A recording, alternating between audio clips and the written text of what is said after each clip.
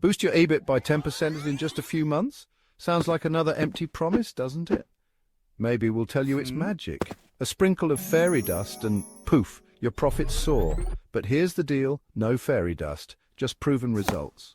We've slashed late billing by 80%, recovered millions in missed revenues and cut cash cycles by 5 days for some of the world's biggest forwarders. Real numbers, real impact, real fast. If you're ready to find out how we do it, visit www.ontegos.cloud. You are listening to the Freight Buyers Club, a home for those interested in international trade, shipping, procurement, logistics, and air freight. In fact, all things supply chain in the Americas, Asia, and beyond.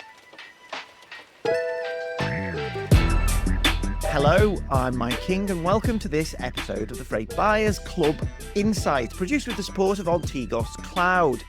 We are available on all podcast platforms, on YouTube, and on www.thefreightbuyersclub.com. Please review, follow, subscribe, bang that bell on YouTube.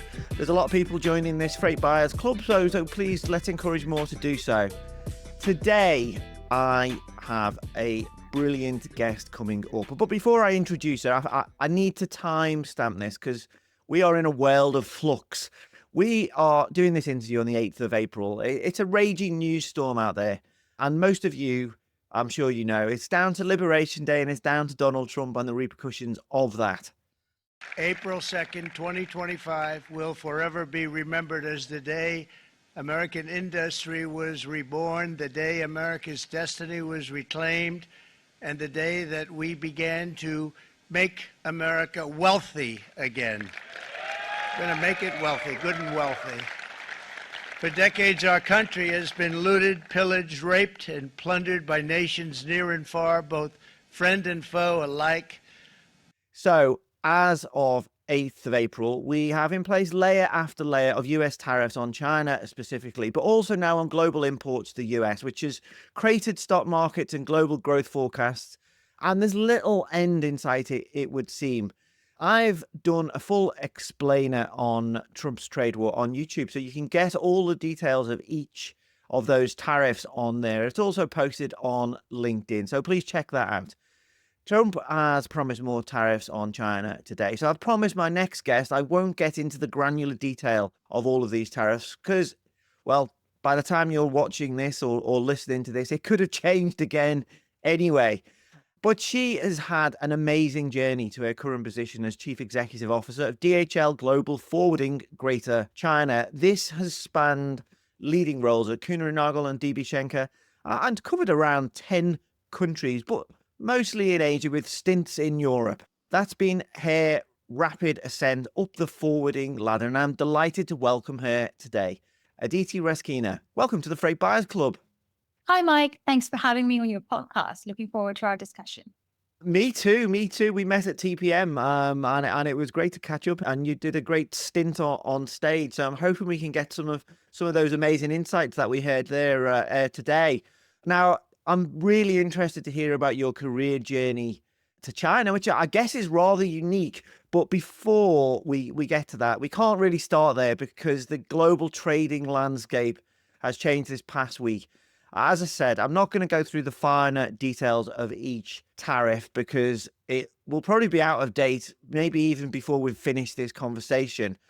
But on a general level, can you give me a sense of what the reaction has been like in China from businesses, from exporters, to all of this news from the US administration and these tariff regimes? How's everyone reacting to this? I think it's been a while in the making, and everyone has been expecting some form of tariffs to come about or changes in US trade policy. So most organizations have started preparing for this for a while.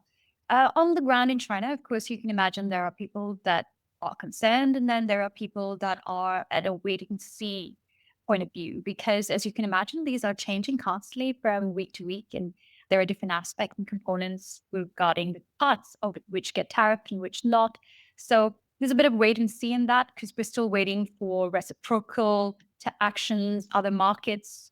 So that means other countries or other organizations to react to these tariffs to see what that would end up being. But for us at DHL, we've expected shifts in tariffs and trade policies that will impact US trade flows and prepared accordingly. We're positioned to deal with the evolving situation to help our customers understand and adapt to the changes, given our long term experience in facilitating trade across the countries of the globe. So we're present in over 220 countries and territories, and I think that helps us to help our customers along the journey. What sorts of questions are your clients with US business asking you? I mean, there's so many moving parts to some of these details, and there's layer on layer of tariffs. I'm guessing, these aren't costs that exporters in China can swallow. So does this mean that US businesses will be picking up the tab for a lot of these tariffs? So, here are our customers reaching out with a range of questions, but they broadly fall into three different categories. So, how do we adapt? How do we buy time? And where do we pivot? So, we start to go through each of these buckets. How do we adapt? So, this is more in relation to their US exports or exports to other markets that implement additional tariffs.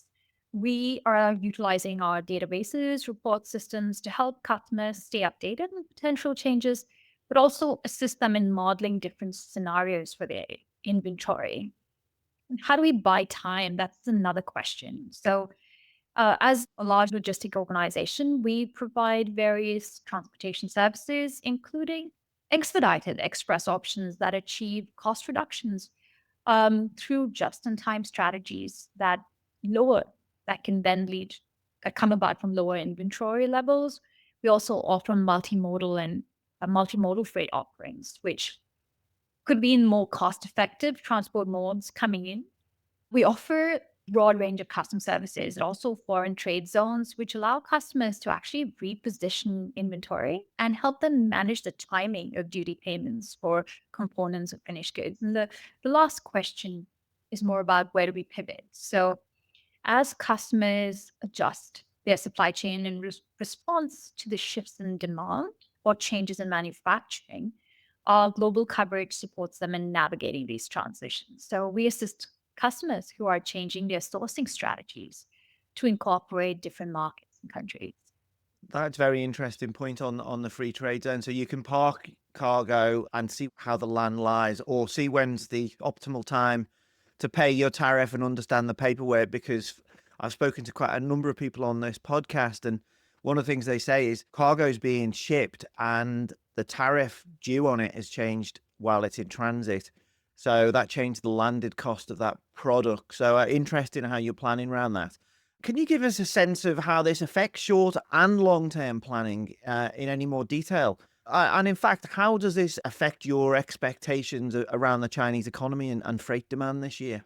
So, of course, you've seen with short term, there's been a lot of front loading or a rush right now as soon as tariffs are announced in order to hit the cutoff date, right? So you see quite a bit of that coming about. You also saw that towards the end of last year. So you saw a lot of front loading. Now, when this happens, it does mean that in order to balance out inventory levels, then you might see, a little bit slow down at a period of time until organization and markets start to adjust to the reshaping of demand and reshaping of sourcing patterns. So I think organizations are planning for that, and we're helping them plan for what would inventory levels look like if we front load at a particular point of time, and then it gives us a bit of time to see where the tariffs land and how that changing landscape is evolving. So yeah, it's evolving day to day, Mike. So, we've got to be prepared for all scenarios, which is keeping us all busy.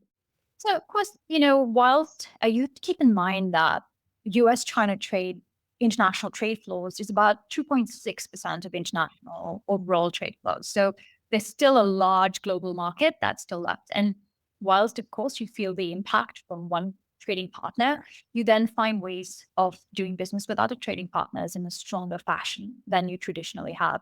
If you think about the EV market, and you see more and more European organizations partnering with Chinese EV makers or battery makers for their cars and technology. So you see these kind of patterns evolving or emerging that weren't traditionally part of the manufacturing landscape in China before.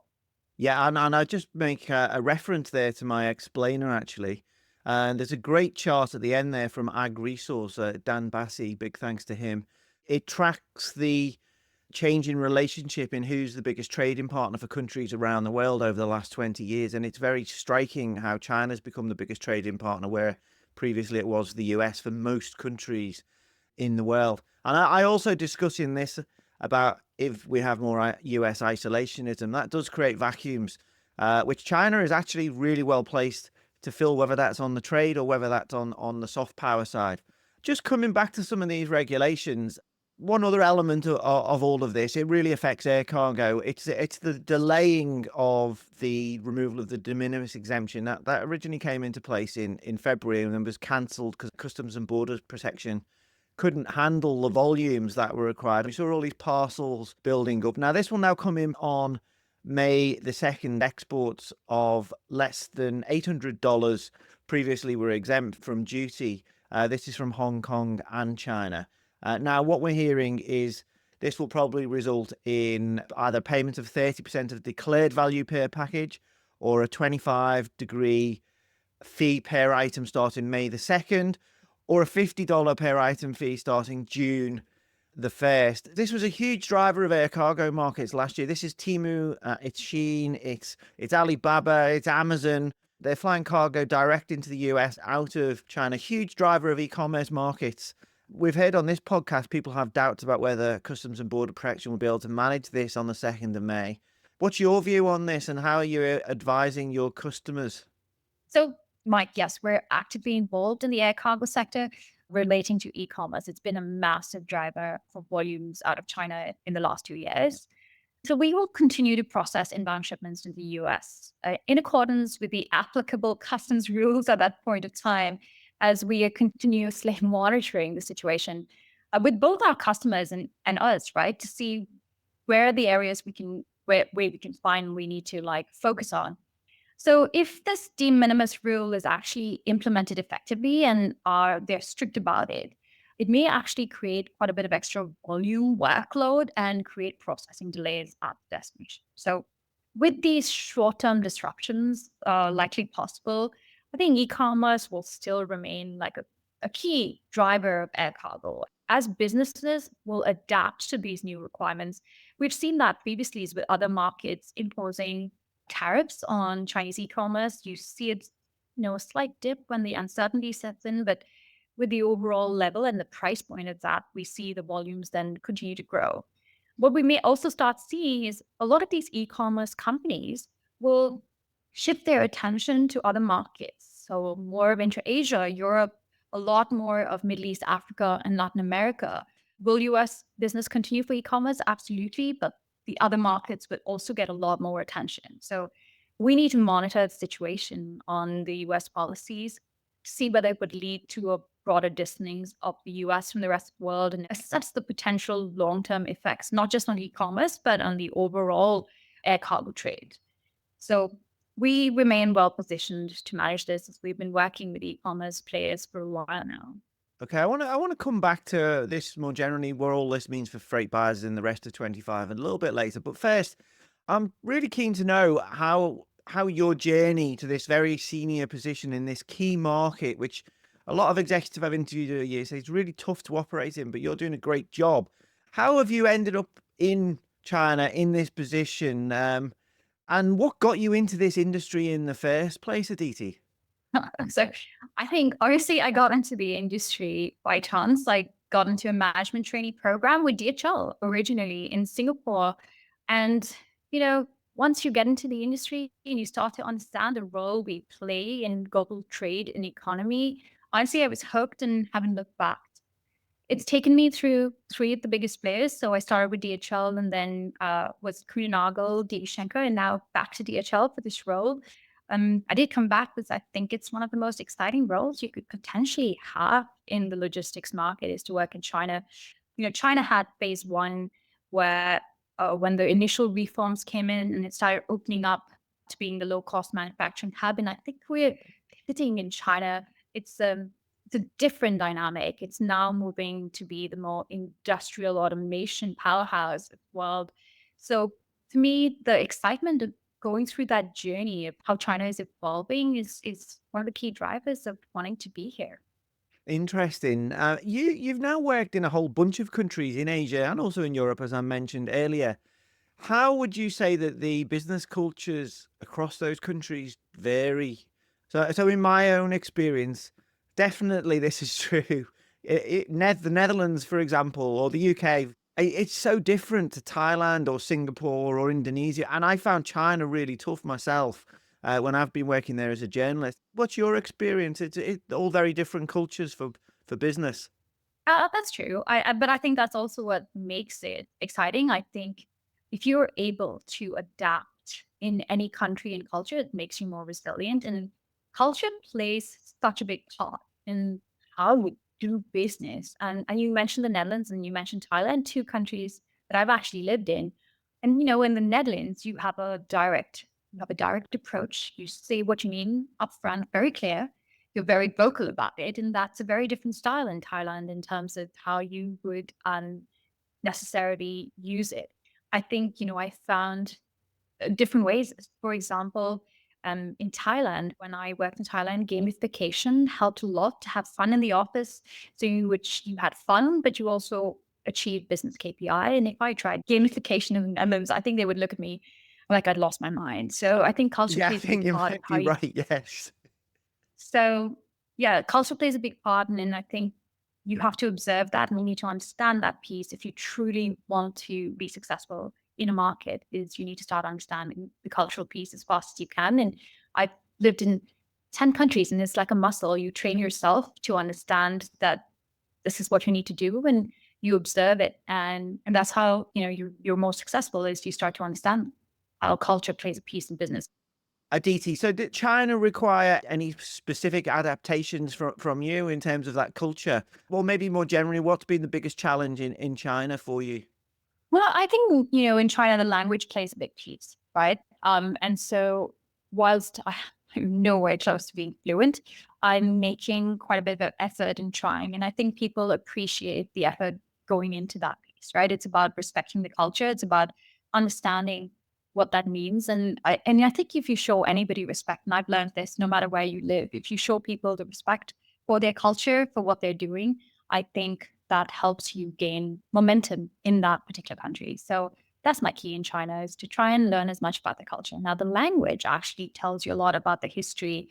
Each character stands for a certain meaning. And when you start to understand more about the language, you also understand the cultural dimensions of what goes with it.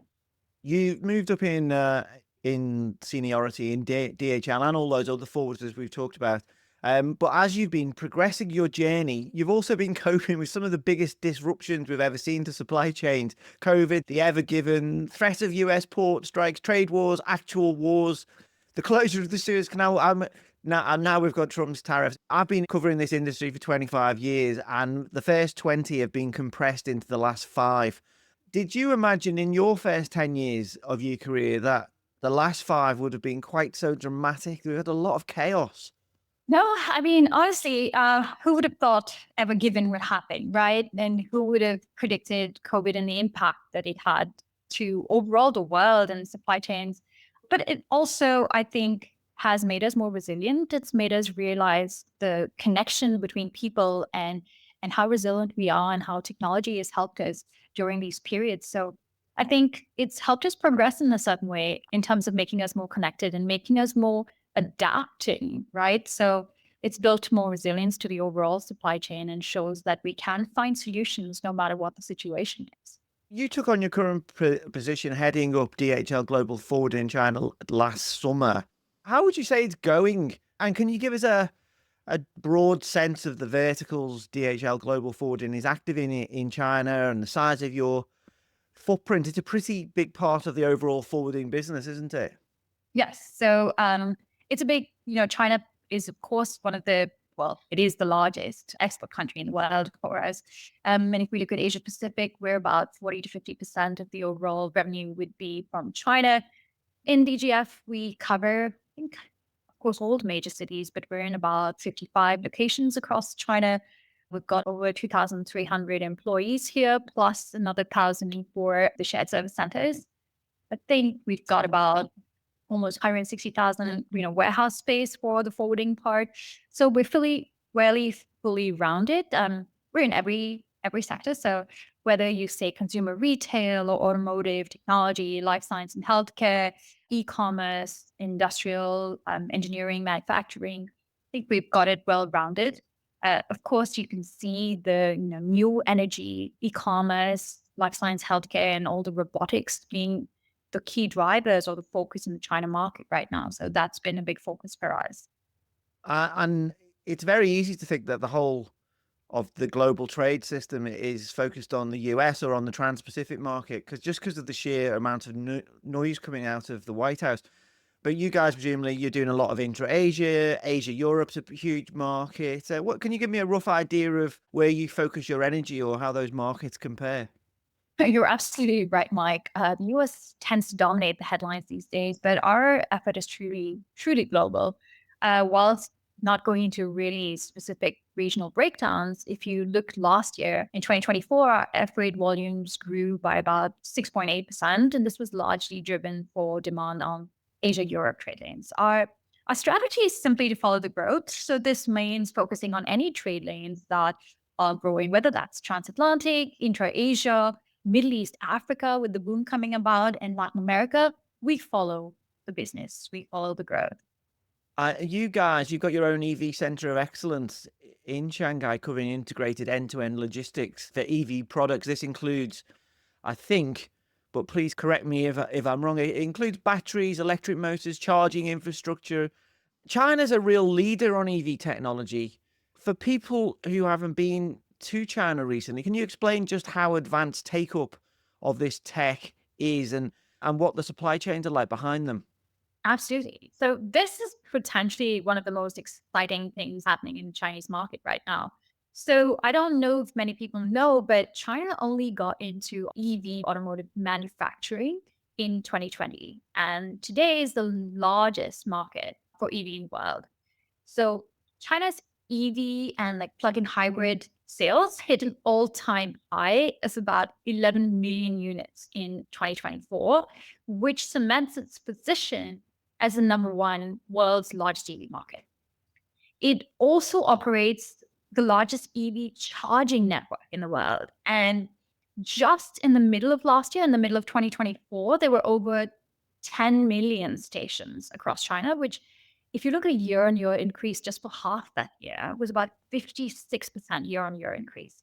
So China also produces over 75% of the global EV batteries. So this makes China a clear leader in the market if you look at the vehicles or batteries or charging components. For me, what's also fascinating is pre-COVID, you potentially did not see a green license plates. The green license plates are the EV cars. Now, if you drive in Shanghai, you see about 40% of the vehicles on the road have a green license plate. It's changed, it's changed the smog levels in China, but also for me, when you live in a big city, the noise pollution goes down with more EV vehicles on the street. So I think it helps not just business, but also overall sustainability and lifestyle and living. And presumably these supply chains are really very integrated, both on that inbound side. So I guess this is intra-China, inbound supply chains across those different EV products. And then it's also a big export as well, as you mentioned. That's right. That's right. It's both, of course, it's the largest consumption of the sales has been domestic, but you see all these, whether it's the finished vehicles or the batteries going out, you see that export is also taking off quite a bit in the last few years. And, Mike, if you put that into perspective, right, and you look at the traditional low-cost manufacturing, or you look at how large the tech manufacturing in China used to be, and let's take an example. If you think about tech and the number of laptops that could fit into a container, so let's say on average, depending on the size of the packaging, etc., you could get 5,000 laptops into a container. You can get about 3 or 4 cars at max into a container. So think about a household, how many laptops you use, how many cars you use, and what that does to actual capacity or containerized capacity for volume. So whilst you can say certain sectors are manufacturing in different countries of the world, China is manufacturing a different sort of production now. So batteries take up more space in a container than a laptop does. So we saw that export growth last year out of China was about 11%. So, you see the supply chains evolving very differently and what that does to the overall container capacity. Yeah, interesting comparison between batteries and laptops, because we always have this thing in freight where people talk about everything getting smaller, but then new products come along and they are bigger than the ones that used to drive volumes in some cases. What other verticals are you really looking to grow in China then, Aditi? So, of course, we will continue to do our traditional sectors, but you'll see a big focus for us on e-commerce, renewables, electric vehicles, but also solar, wind energy, green hydrogen, what that does. We will focus a lot on technology, sustainability, and innovation-driven development sectors, which look very promising with AI and robotics and how that plays in. And of course, e-commerce will continue to be a big driver as well as life science and healthcare, which we're investing quite heavily in. The manufacturing in China, I think this is of particular relevance when we hear so much about bringing manufacturing home and reshoring. People talk about the demographic challenges facing China. It's an aging population, rising labor costs.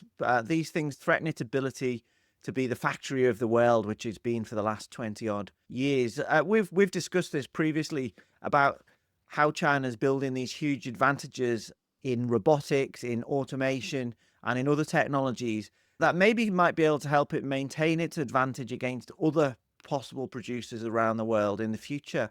Can you explain a little bit more, or maybe give us some examples of that in practice? Sure. I mean, Mike, let's be fair. China is not the only country in the world to face an aging population. I think what China has done, though, it's put a plan in place to address this. So starting back in 2021, China was already installing as many robots in factories per year as the rest of the world combined.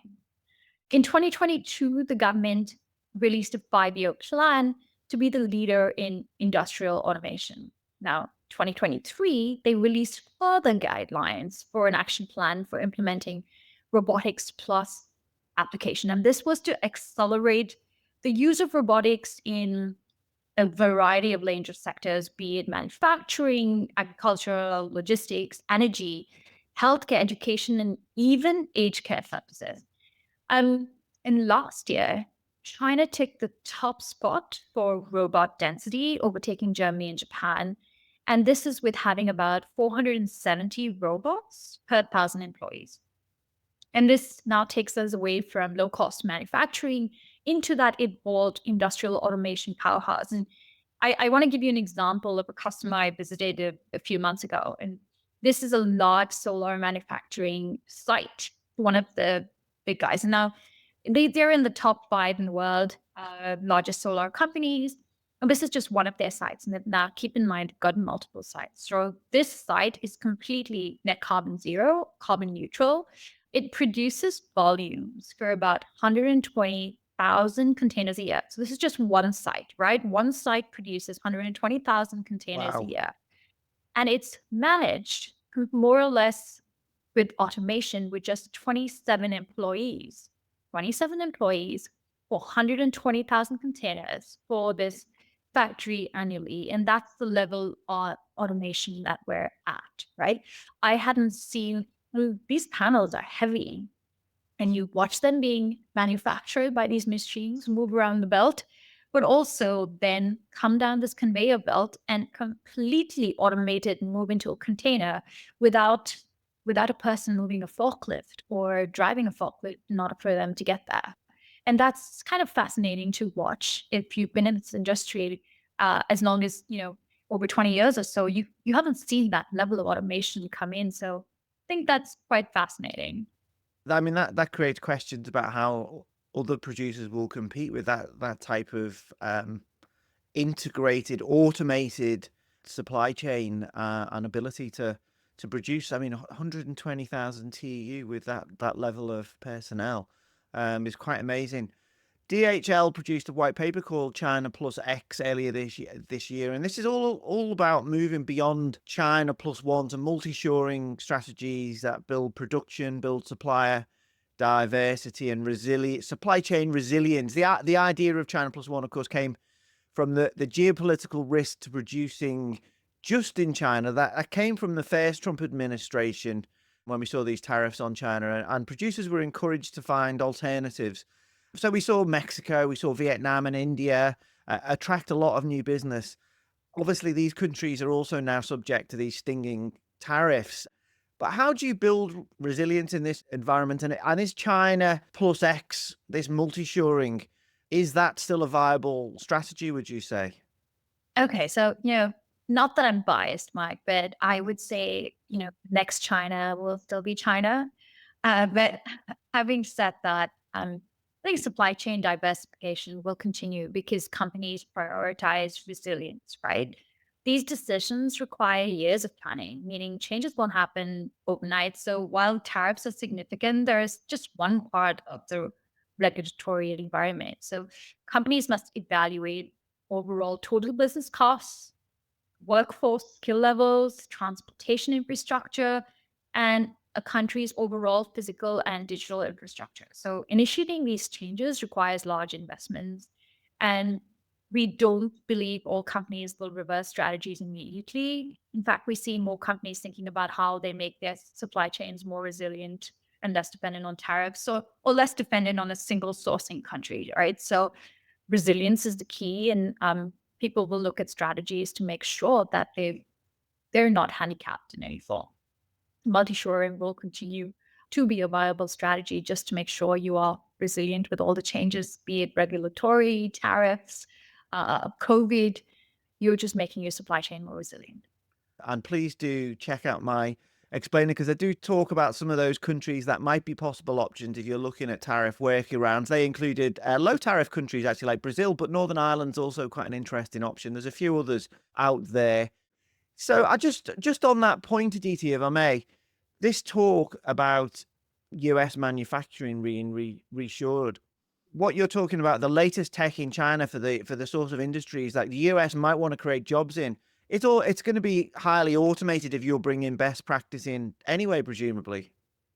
Yes, I mean, I think if you partner with the right technology, robotic companies, etc., there's a lot of that can be automated. And I think the level to which you do that is what creates efficiency in your overall business. That reduces costs. It brings about higher efficiency. So I think organizations need to consider that when you think about your overall strategy of where you want to manufacture. You want to look at the overall effectiveness of the supply chain.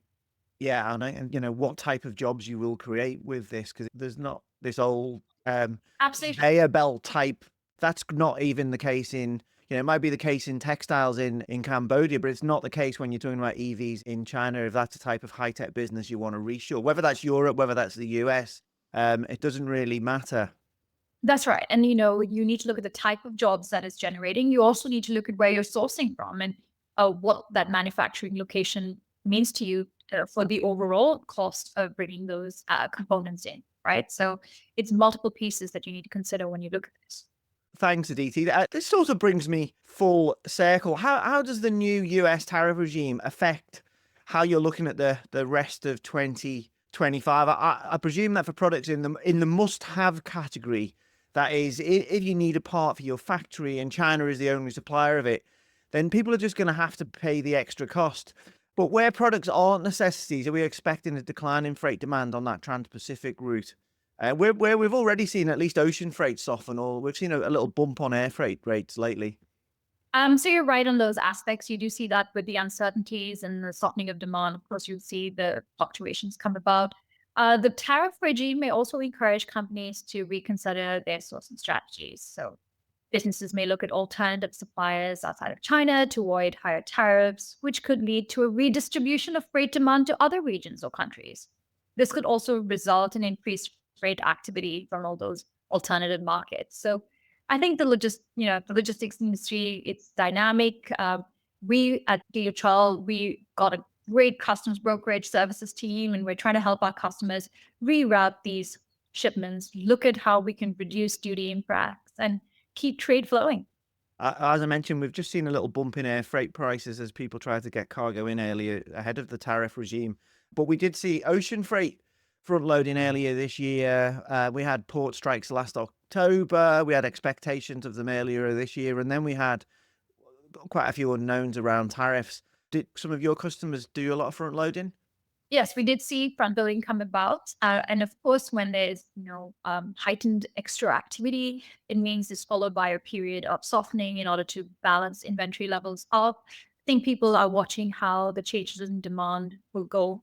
And, trade flows will resume based on how the market lands, given how this is evolving on a week to week basis. I did speak to a few people and they said they'd paused shipments as much as they possibly could. It's Trans-Pacific contracting season on the ocean side. Are people a bit wary about committing major volumes? Is that how that's going? I think everyone is, on that front, everyone is trying to assess or guess where it would land. Look at, do we do long-term contracts? Do we do shorter-term contracts in this period to see how the rate level and how the tariffs would land? I think everyone is trying different strategies at this point of time. There's so many, depends on the sector or the industry that you're in, and whether you're impacted by the tariffs are a big consideration as well in terms of how people are having these strategies. So it sounds like you're seeing opportunities in some of these challenges, maybe in other parts of the world and the US. Have you got any more trade or freight predictions for 2025, Aditi, as we finish up? So for us, we see the shift towards e-commerce is going to continue, driving demand for logistics services, especially in Asia Pacific region, Middle East, Africa, or Latin America. We will see an increased emphasis of sustainability in logistics, with companies investing in greener technologies and practices, be it electronic vehicles, the use of alternative fuels. And I think the last part that you will see a lot more of in our industry is the whole use of digital technology, be it AI, robotics, Internet of Things, and blockchain in order to make supply chain visibility stronger, but overall build resilience in the supply chain. Aditi Rasquinha, Chief Executive Officer at DHL Global Forwarding Greater China. Thanks for joining me today on the Freight Buyers Club. It's been a real pleasure. Thank you very much, Mike. And big thanks also to Antigua's Cloud for supporting this episode, Karen Ball and Tom Matthews for making this production happen, and you all for listening. Please follow and like wherever you found us, because we have got loads more content coming your way. Goodbye.